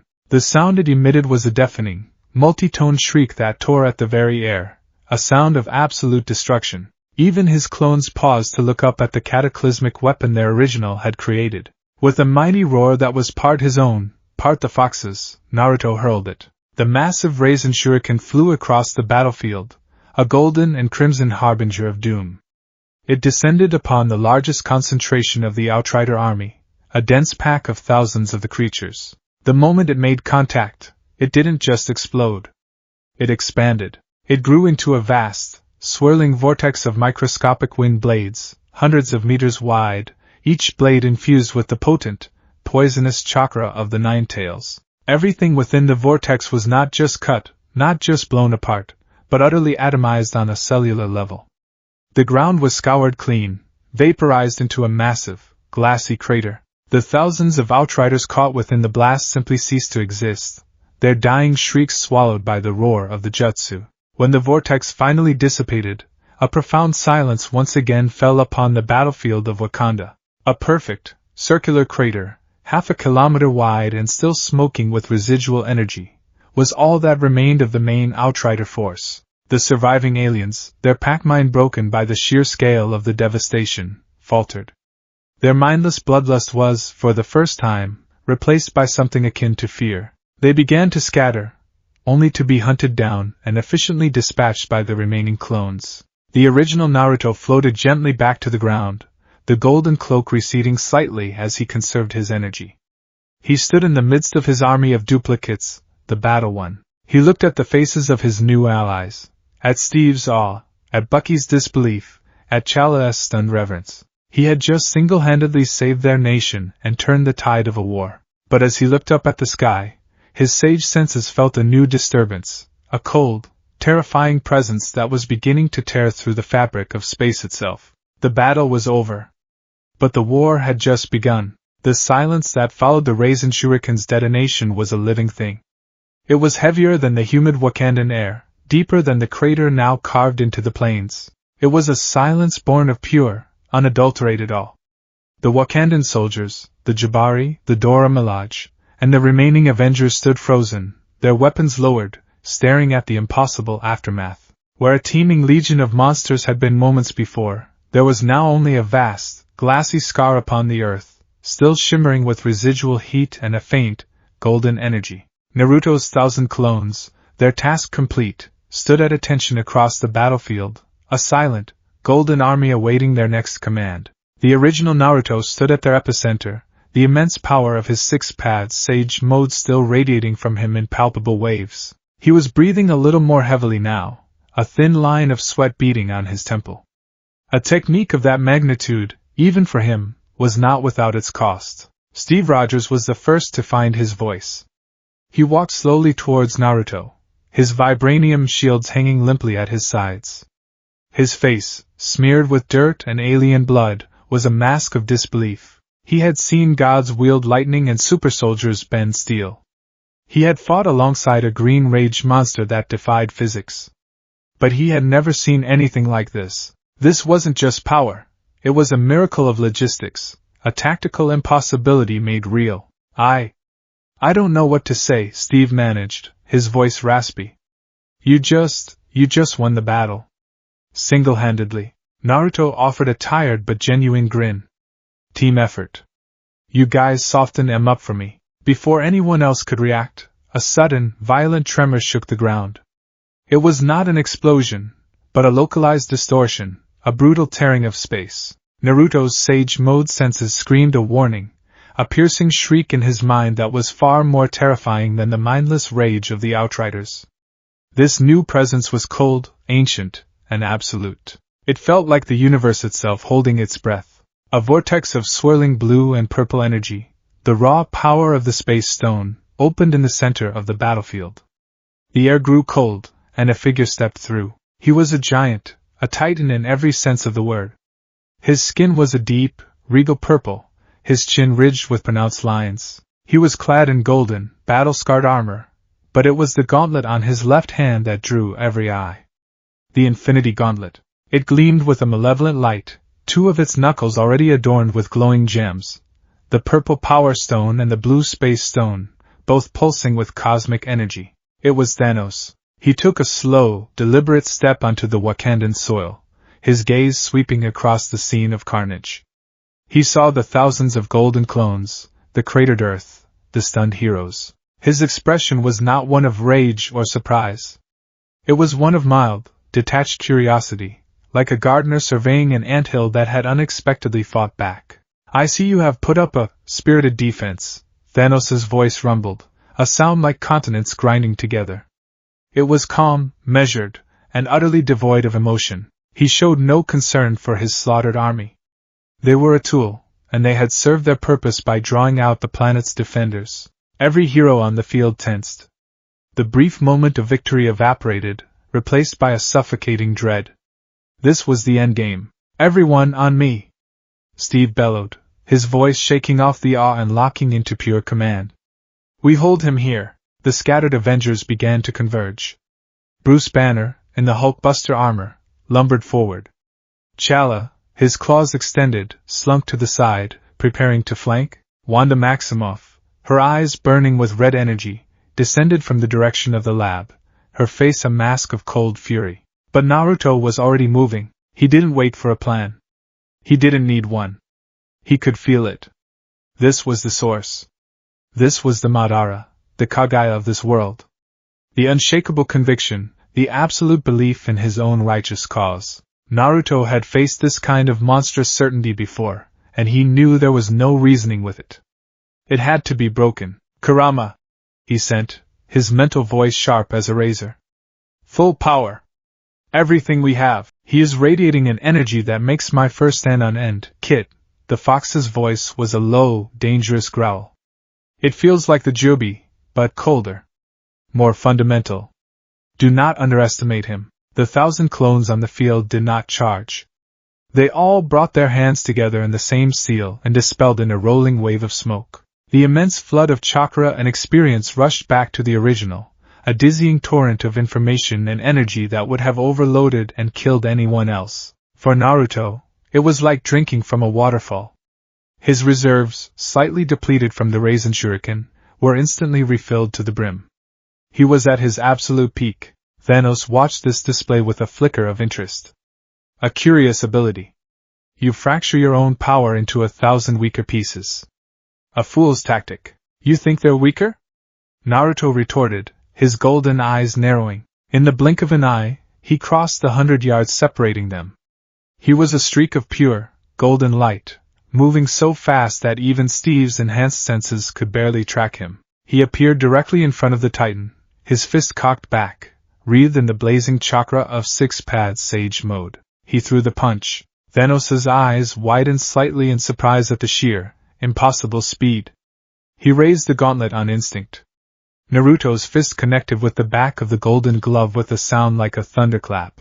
A shockwave erupted from the point of impact, tearing up the ground in a perfect circle around them. The Titan was pushed back a single step. He grunted, a flicker of genuine shock on his face. He had faced entire armies, planets, gods. Few had ever possessed the raw physical force to even make him move. Impressive, Thanos conceded. Naruto didn't give him time for another word. He began his assault. It was a taijutsu barrage unlike anything this universe had ever seen. He was a phantom, a blur of motion, his every strike aimed with pinpoint precision at the Titan's vital points, his joints, his neck, the gaps in his armor.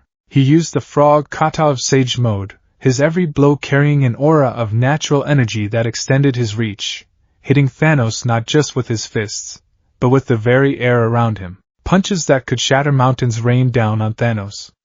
Kicks that could alter landscapes slammed into his legs and torso. The Titan was forced onto the defensive, blocking the relentless assault with the Infinity Gauntlet, each parry sending shockwaves across the battlefield.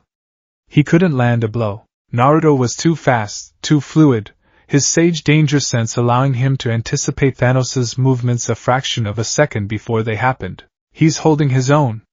Sam Wilson yelled in disbelief over the comms, watching the golden blur hammer away at the purple giant. He's more than holding his own, Natasha corrected, her voice tight with tension. He's winning. But Thanos was a master of combat, honed by 1,000 years of conquest. He wasn't trying to hit Naruto. He was analyzing him. He saw the patterns, the flow of energy, the slight hesitation before a major strike. And he had a tool that defied all conventional combat. As Naruto ducked under a clumsy swing and drove a chakra-infused knee into Thanos' gut, forcing a grunt of pain from the Titan, Thanos' fingers curled. The blue space stone on his gauntlet flared to life. A shimmering blue portal opened directly behind Naruto. Thanos' follow-up punch didn't travel towards Naruto, but into a second portal that opened in front of his own chest. His fist emerged from the portal behind Naruto's head, traveling a distance of mere inches. Naruto's danger sense screamed, but it was too late. He had no time to dodge an attack that defied geometry. The punch connected with the back of his skull. It wasn't a full-force blow, but with Thanos' strength, it didn't need to be. The world exploded in a starburst of white pain. Naruto was sent flying, tumbling end over end like a ragdoll, before crashing into the earth 100 yards away, gouging a deep trench in the soil. He lay there for a moment, his vision swimming, a deafening ringing in his ears. The golden cloak flickered. Naruto! Steve screamed, and the Avengers charged. Bruce, in the Hulkbuster, was the first to reach him, unleashing a torrent of repulsor blasts and missiles. Thanos didn't even flinch. The purple power stone glowed, and he sent out a wave of pure, concussive energy that swatted the massive armor out of the sky like a fly. Chala attacked from the shadows, his vibranium claws screeching as they raked across the gauntlet, failing to leave a scratch.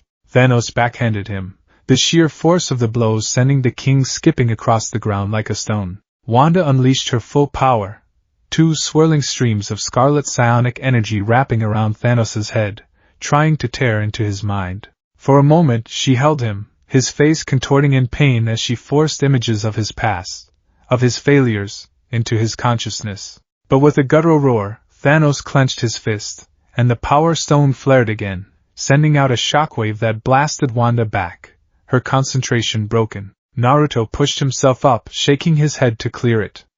Blood trickled from his nose, but his healing factor was already closing the wound. He can bend space, he sent to Kurama, his thoughts racing. Taijutsu is too dangerous if he can attack from anywhere. Then don't fight him with your fists, Kurama replied, his voice a furious snarl. Fight him with your power. Drown him in it. Naruto rose to his full height, the golden cloak restabilizing, burning brighter than before. The 9 truth-seeking orbs behind him began to shift and morph. 4 of them flew forward, transforming into razor-sharp spears. He pointed a finger at Thanos. Gudadama, Tensei Baku. Truth-seeking orbs. Reincarnation explosion. The 4 spears shot towards Thanos with impossible speed. Thanos, still fending off attacks from War Machine and Bucky, saw them coming. He recognized the energy, a substance that seemed to negate all other forms of energy it touched. A dangerous weapon. He used the Space Stone again, creating a small wormhole that swallowed the orbs whole, redirecting them into the empty sky above. But it was a feint. While Thanos was distracted, Naruto had been forming hand signs. Jitan, Rasengan. Magnet style, Rasengan. He appeared above Thanos, a Rasengan swirling in his hand. This one was different. It was infused with the Shikaka's magnet release, black and purple sealing markings swirling within the blue sphere like a galaxy in a bottle. This jutsu wasn't designed for destruction, it was designed for capture. He slammed it into Thanos' back. The moment it connected, the Rasengan didn't explode. It flattened, the sealing formula spreading across the Titan's armor like ink, wrapping around his limbs and torso, solidifying into immense, heavy bands of magnetized energy that slammed him down to the ground. It was the same technique he had used to briefly restrain Madara's limbo clones. Thanos hit the ground with the force of a meteor, his body pinned by the powerful sealing jutsu. Now! Naruto roared. This was their chance. Bucky opened fire with everything he had. Rhodey unleashed a torrent of ordnance. Okoye and the Dora Milaje hurled their vibranium spears. A dozen different attacks rained down on the immobilized Titan. For a moment, it seemed to work. Thanos was trapped, buried under a mountain of explosions and vibranium steel. But then, a sickening red light began to glow from within the smoke and debris. The Reality Stone. What is this sorcery? Thanos grunted, straining against the seal. It was powerful, interfering with the gauntlet's energy, but it wasn't absolute. He focused his will into the ether. The world around him warped. The vibranium spears that had pierced his armor turned into harmless, fluttering butterflies. The explosions from Rhodey's missiles transformed into bubbles that floated away harmlessly. The very ground that held him seemed to lose its substance, turning into a thick, viscous liquid. The magnet-style seal, its anchor point destabilized by the warping of reality, shattered into black dust. Thanos rose, untouched, his eyes burning with a cold, terrifying fury. He had been toying with them. Now that was over. You have forced my hand, he said, his voice dropping to a deadly whisper. He clenched his fist, and the power and space stones flared together. He ripped a chunk of the Wakandan moon from its orbit. The sky turned dark as the massive celestial body began its descent, wreathed in atmospheric fire, aimed directly at the battlefield. The heroes looked up in utter horror. They were facing an extinction-level event. There was no defense against this. Everyone, fall back! Chala screamed, his voice filled with despair for his nation. But Naruto didn't move. He stood his ground, staring up at the descending moon, his face set in a grim, determined line. We've done this before, Kurama, he said, a strange calm settling over him. Just like with Madara. Only this time, I don't have Sasuke to help. You don't need him, the fox roared back, a surge of defiant, limitless power flooding Naruto's system. You have me. Naruto's golden cloak exploded outwards, morphing and expanding at an impossible rate. It took on shape and substance, growing into a colossal avatar of pure, translucent golden chakra, the Kurama avatar. It was a perfect, gigantic replica of the nine-tailed fox, 100 meters tall, its 9 tails whipping behind it, its roar a physical wave of force that shook the very mountains. The heroes on the ground could only stare up in stunned silence, dwarfed by the sheer scale of the golden beast. The chakra avatar looked up at the descending moon fragment and opened its mouth. A swirl of positive red and negative blue chakra began to coalesce, condensing into a single, infinitesimally small point of unimaginable energy. Biju Dama. Tailed Beast Bomb. With a roar that was a fusion of Naruto's and Kurama's voices, the avatar fired. A beam of pure, black and purple destruction shot into the sky, crossing the distance in a heartbeat. It struck the moon fragment dead center. The resulting explosion was silent, a blinding flash of light that turned the sky white. The moon fragment, a mountain of rock and ice, was not just shattered. It was utterly vaporized. Not even dust remained. Thanos watched, his head tilted. The destruction of his attack did not faze him. But the power required to do so, it was a confirmation. This strange, golden warrior was not a native of this world. His power was an anomaly, an externality. And it was a threat to the balance he sought to bring. An impressive display, Thanos said, as the light faded. But you are defending a world that is not your own. You are wasting your power on a lost cause. My cause is never lost as long as there's someone to protect. Naruto's voice boomed from the avatar, echoing across the plains. The Kurama avatar charged, its massive, continent-sized footsteps shaking the earth. It swung a colossal chakra claw at Thanos. Thanos met the blow with the gauntlet. The power stone flared, and he caught the claw, the ground beneath him cracking and sinking under the immense pressure. He was holding back a living mountain of energy. With a roar of effort he pushed back, actually forcing the avatar to stumble. It was a stalemate of titans. But as this epic confrontation was unfolding, a new player arrived on the field. A brilliant, blinding beam of multicolored light slammed into the ground between the two combatants. It was the Bifrost. And from it, a figure emerged, silhouetted against the cosmic light. He held a gleaming axe that crackled with lightning in one hand, and his eyes blazed with the power of a thunder god. Thanos. Thor roared, his voice pure, unadulterated vengeance. He hurled his new weapon, Stormbreaker. The axe spun through the air, a comet of lightning and Yoryu metal, aimed directly at the Titan's chest. Thanos saw it coming. He raised the gauntlet, and all 4 of the stones he now possessed. He had subtly plucked the Time Stone from Strange and the Soul Stone from Vormer in realities unseen by the heroes, blazed in unison. He unleashed a solid, focused beam of cosmic energy from the gauntlet, a rainbow of death designed to intercept and destroy the axe. But Stormbreaker did not stop. It was a king's weapon, forged to be the greatest in Asgard, capable of summoning the Bifrost itself. It cleaved through Thanos' beam, the cosmic energies parting before its enchanted edge. Thanos had no time to react. The axe slammed into his chest, burying itself deep. A gasp of pure agony escaped the Titan's lips. His eyes widened in shock and pain. Purple blood welled up around the axe head. He stumbled back, his colossal strength failing him. Thor landed before him, his face a mask of triumphant fury. He gripped the axe's handle, driving it deeper. I told you, you would die for that. Thanos looked down at the axe in his chest, then up at Thor. A grim, pained smile touched his lips. You should have. He gasped, the words catching in his throat. You should have aimed for the head. With the last of his strength, he raised his left hand. The Kurama avatar, sensing the imminent danger, tried to slam its fist down on him, but it was too slow. Wanda, Steve, everyone was too far away, paralyzed by the sudden turn of events. Thanos looked at Thor, his eyes filled not with malice, but with a strange, cosmic pity. Or the hand. He snapped his fingers. The sound was not loud. It was a soft, metallic click that was swallowed by the wind, but its effect was absolute. A wave of pure, white, omnipotent energy erupted from the gauntlet, washing over the entire planet, the entire galaxy, the entire universe in an instant. Thor, his victory turning to ash in his mouth, could only stare in horror. What did you do? I have brought balance, Thanos whispered. Then, he used the Space Stone one last time, vanishing in a swirl of blue light, leaving a stunned and horrified collection of heroes behind. For a moment, nothing happened. The world was still.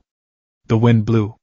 The sun shone, and then it began. Bucky Barnes, standing near Steve, looked down at his own hand. "Steve?" he asked, his voice filled with a strange, hollow confusion. His vibranium arm clattered to the ground. The rest of him dissolved into a cloud of fine, gray dust that was caught by the wind and scattered into nothingness. Across the battlefield, the Wakandan soldiers began to disintegrate. Chala reached a hand out to Okoye, his eyes wide with fear, before he too turned to ash. Sam Wilson, Wanda Maximoff, they all vanished, their last expressions ones of shock and terror. Naruto, who had dispelled his Kurama avatar the moment Thanos vanished, fell to his knees. His sage mode was still active, and he could feel it. It was a sensory agony beyond anything he had ever experienced. He could feel the life force of half the planet, half the universe, being extinguished simultaneously. It wasn't death. It was erasure. A billion souls crying out in unison, and then, silence. The sensory overload was a physical blow. It slammed into his consciousness, bypassing all his physical and mental defenses. It was a pain far deeper, far more profound than any physical injury. He clutched his head, a scream tearing from his throat, raw and filled with the agony of a trillion dying stars. Tears streamed down his face, not from sadness, but from the sheer, overwhelming spiritual trauma of the event. He was one of the survivors. When the wave of agony finally subsided, leaving him trembling and hollow, he looked up. The world was unnervingly quiet. Steve was on his knees, staring at the spot where Bucky had been. Thor stood frozen, the full weight of his failure crashing down upon him. Natasha, Rhodey, Bruce, Okoye, the survivors stood scattered across the field, their faces etched with a grief so profound it had no name. They had failed. Utterly. Catastrophically. Naruto looked at the dust motes dancing in the sunlight, the last remnants of so many lives. This was not the cyclical death and rebirth he understood. This was a violation. An unraveling of existence itself. In the crushing, silent aftermath, he found Steve. The super soldier was just sitting there, staring into nothing, his spirit broken. Naruto knelt beside him. There were no words. There was nothing to say that could possibly comprehend the scale of their loss. They were just two soldiers, from two different worlds, united in a failure that had cost the universe half of its soul. Finally, Naruto clenched his fist, his knuckles white. The ground beneath his hand cracked. He looked at the empty space where a king, a sorceress, a soldier with wings had once stood. He looked at Steve, his own eyes burning with a new, cold fire forged in the heart of cosmic grief. "This isn't over," Naruto whispered, his voice a raw, broken thing. But beneath the pain, there was a core of unshakable, stubborn resolve. "I don't care how. We will bring them back." He looked at the dust on the wind, at the silent, grieving faces of the survivors. "That's a promise of a lifetime." The silence was the cruelest part. In the immediate aftermath of the snap, there had been a moment of pure, uncomprehending shock. A stunned stillness as minds struggled to process the impossible. But that had quickly given way to a rising crescendo of panic and grief. Okoye's raw, guttural cry as Chala dissolved before her eyes. Rhodey's frantic, desperate calls over the comms for Sam, receiving only static in reply. Steve's hollow, repeated whisper of Bucky's name, as if saying it enough times might conjure him back from the dust. But now, hours later, as the vibrant Wakandan sun began to dip below the horizon, painting the sky in hues of blood orange and bruised purple, a profound and heavy silence had settled over the battlefield. It was an unnatural quiet. The kind that follows a cataclysm. A silence not of peace, but of absence. The world felt emptier, lighter in a way that was horrifying. It was the silence of 3.9 billion missing voices on Earth alone. Naruto sat on a rocky outcrop overlooking the battlefield, now a makeshift triage and recovery zone. He was no longer in his six-pad sage mode. The golden cloak was gone, the cross-slitted eyes returned to their familiar cerulean blue. But the change in him was stark. The bright, confident energy that usually radiated from him had collapsed inward, leaving behind a cold, dense core of grief. His sage abilities were a curse now. He had been forced to shut them off, to retreat into his own mind, because leaving them active was to be constantly assaulted by the echoes of the dead. It was like standing in a crowded room where every single person had suddenly, silently, screamed and then vanished. The psychic residue was a scar on the very fabric of the world, a constant, agonizing reminder of their failure. The sensory overload had been so intense it had left him with a blinding migraine and a nosebleed that had taken nearly an hour to stop. His Uzumaki healing factor struggling against a wound that was not physical. He watched the survivors move like ghosts across the plains. Baku of the Jabari tribe, who had arrived with his warriors too late for the main battle but just in time to witness the dusting, was now directing the recovery efforts. His booming voice was subdued, his face a grim mask as he organized his people to search for survivors, for bodies, for anything that wasn't just a pile of ash. They moved with a heavy, solemn purpose, their proud nation decapitated, their king gone. Natasha Romanoff was coordinating with him, her expression unreadable, her professionalism a thin veneer over a shattering loss. She was all business, her voice clipped and precise over the comms as she took reports from a shell-shocked Rhodey, who was circling in the war machine armor, his scanner searching for life signs that both of them knew wouldn't be there. They were all going through the motions, acting on instinct and training because to stop, to truly think about what had happened, was to invite a madness from which there might be no return. Naruto hugged his knees to his chest, a posture he hadn't taken since he was a small, lonely child sitting on the swing outside the academy. He felt that same profound, gut-wrenching loneliness now, magnified a trillionfold. He was an alien in a broken world, a world he had tried and failed to protect. He had poured every ounce of his power, his will, his very being into that fight. He had unleashed techniques that could level mountains, that had defeated goddesses, and in the end, it hadn't mattered. A quiet, metallic click had undone it all. It was not your fault, Kit. Kurama's voice was a low, rumbling presence in the back of his mind. It was subdued, lacking its usual sarcastic bite. The great-tailed beast was as stunned as its Jinchuriki. For all its ancient power and cynicism, it had never conceived of a defeat so absolute, so effortless. I was right there, Kurama, Naruto sent back, his mental voice thin and brittle. I had him. My avatar. I could have crushed him. But Thor arrived. I thought he had it. We all did. Hindsight is a weapon for fools and cowards, the fox rumbled. The thunder god struck a blow that would have killed any other being in the cosmos.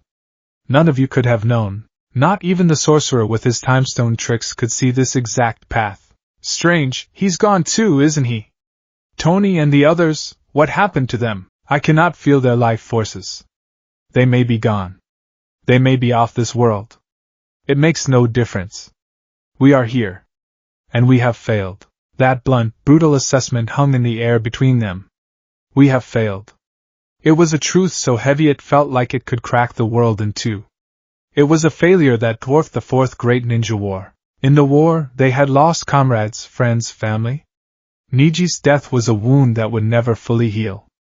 But they had won. They had saved the world from the infinite Tsukuyumi, preserved the future. This was not a victory with a cost. This was pure, unadulterated loss on a scale that defied language. He watched as Steve Rogers walked aimlessly through the field. The captain wasn't helping with the recovery. He wasn't giving orders. He was just walking. His new vibranium shields were gone, left where they had fallen. He moved like a man in a dream, his eyes vacant, staring at the empty spaces where his friends had stood. He would occasionally stop, touch a patch of grass where a pile of dust had been, and then move on. He was a man hollowed out, his defining purpose, to protect, to fight for the little guy, rendered utterly meaningless. The shield was not just his weapon, it was his soul. And he had abandoned it. Naruto knew that look. He had seen it on Kakashi-sensei's face after Obito's apparent death, on Tsunade's after Dan and Iwaki were killed, on his own reflection after Jiraiya had been taken from him. It was the look of someone whose world had been so fundamentally broken that they no longer recognized its shape. Slowly, Naruto stood up. His legs felt like lead, his body ached with a weariness that went far beyond the physical exertion of the battle. He made his way down from the outcrop and walked towards Steve. He didn't know what he was going to say. What could anyone say? Sorry for your loss was a pathetic insult to the scale of this tragedy. We'll get him next time was a hollow promise when there was nothing left to fight for. He reached Steve just as the captain knelt, running his hand through the grass.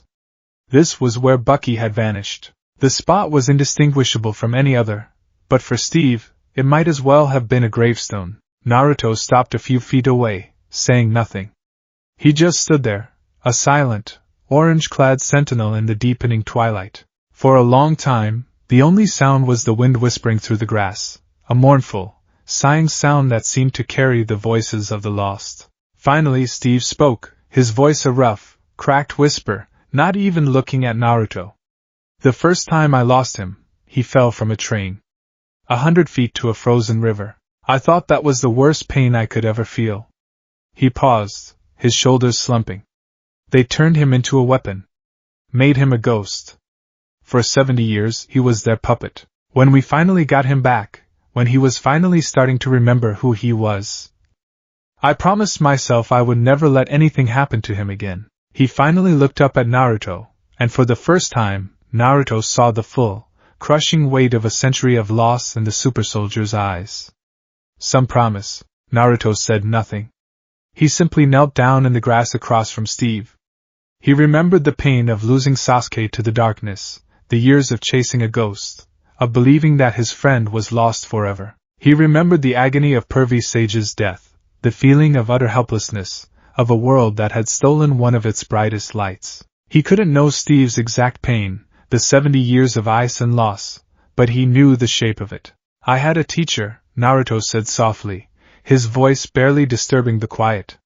He was like a grandfather to me. He was loud, and a pervert, and probably the strongest shinobi of his generation, even though he never acted like it. A faint, sad smile touched his lips. He taught me how to make my first real jutsu. He taught me how to never give up. He believed in me when no one else did. He looked down at his own hands. He died alone, thousands of miles from home, fighting an enemy he couldn't beat.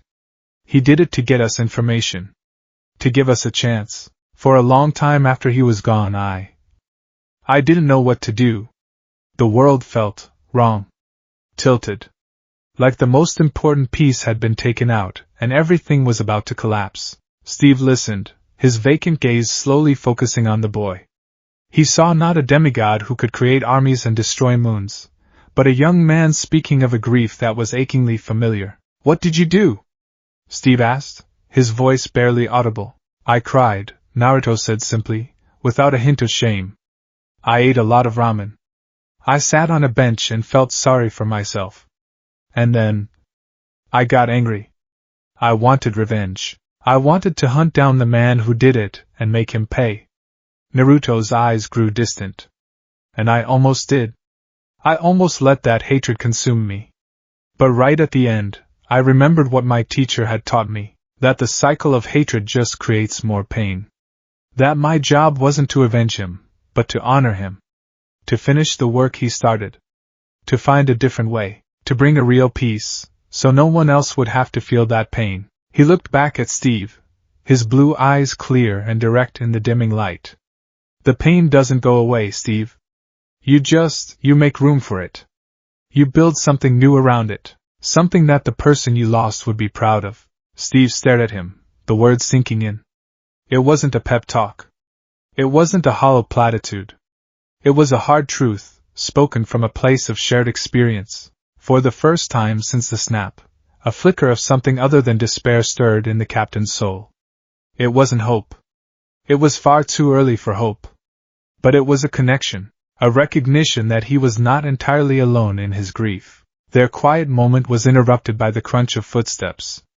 Thor approached them, his walk heavy, deliberate. Stormbreaker was slung over his back, a constant, heavy reminder of his failure. His face, usually so full of boisterous life, was a stony mask of self-loathing. He had the eyes of a man who had lost everything twice over, his family, his home, and now, his last chance at redemption. He stopped before them, looking down at the empty patch of grass. He didn't speak to Steve or Naruto. he spoke to the universe. I should have gone for the head, he said, his voice a low, guttural growl. It was a confession, a self-flagellation. He repeated it, louder this time, angrier. I should have gone for the head. He kicked at the ground, a tremor shaking the earth under their feet. Lightning crackled in the air around him, a storm responding to the tempest in his soul. Naruto stood up, facing the god of thunder. He had felt this kind of rage before. It was his own, the rage that had unlocked Kurama's first tales during his fight with Haku, the fury that had consumed him when pain had seemingly killed Hinata. It was a power born of grief, a power that burned so brightly it threatened to consume the user. And what if you had? Naruto asked, his voice cutting through Thor's rising anger. What if you had killed him? You think that would have stopped this? You think killing one man would have unwound what he had already done? Thor whirled on him, his eyes blazing with literal electricity. He would be dead. He would have paid for what he did to my people. To Loki, he would be dead, and half the universe would still be dust. Naruto shot back, his own voice rising, not with anger, but with a fierce, desperate clarity. Revenge is not a solution, it's just a way to make yourself feel better for a minute while the world is still burning around you. I know. I've been there. He took a step closer, undaunted by the lightning arcing from the Asgardian's body. Look at me, he commanded. I have a monster inside me, a being of pure hatred and power that was sealed inside me the day I was born. For years, I let its rage become my rage. Every time I was hurt, every time I was angry, I would borrow its power, and I would feel strong. But it wasn't my strength. It was just its hate, wearing my face. And it nearly destroyed me. It nearly made me into the very thing I was fighting against. He jabbed a finger at Thor's chest. What you're feeling now, that rage, it's a poison. You can let it burn you from the inside out until there's nothing left but ash, or you can use it. You can take that fire and forge it into something better. Into a weapon that can fix this. Thor stared at him, his chest heaving, the storm around him slowly subsiding. The boy's words were hitting him with the force of Mjolnir. He saw a reflection of his own youthful arrogance, his own rage-filled path that had led to his banishment. He had thought he'd grown past that, but his failure had stripped all that growth away, leaving him raw and exposed. And this strange boy, who fought with the power of a star, was speaking to him with the wisdom of a king. The three of them, the soldier out of time, the god out of a home, and the boy out of a universe, stood together in the gathering darkness, united by their shared failure. They were the trinity of their defeat, the ones who had been closest to stopping Thanos, the ones who now carried the heaviest burdens. The silence returned, but it was different now. It was no longer the empty silence of despair. It was a thoughtful silence, the quiet before a decision. It was Naruto who broke it. He looked up at the first stars beginning to appear in the twilight sky. They looked wrong.